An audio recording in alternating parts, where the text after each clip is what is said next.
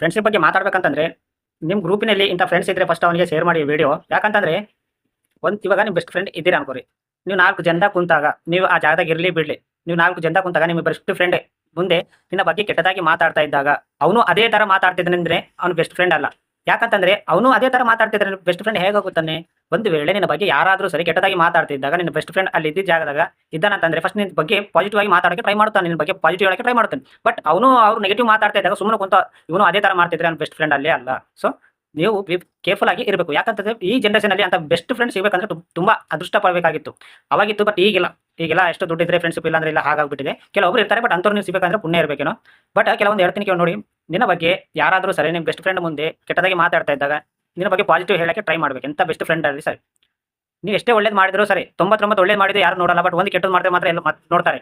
ಹಾಗೆ ನಿಮ್ಮ ಫ್ರೆಂಡ್ಶಿಪ್ ಕೂಡ ನಿನ್ನ ಮೇಲೆ ಪ್ರೀತಿ ಇದ್ರೆ, ನಿನ್ನ ಮೇಲೆ ನಿಜವಾಗ ಪ್ರೀತಿ ಇದ್ರೆ, ನಿನಗೆ ಯಾರಾದರೂ ಒಂದು ಮಾತಂದ್ರೆ ಅದು ಪಾಸಿಟಿವ್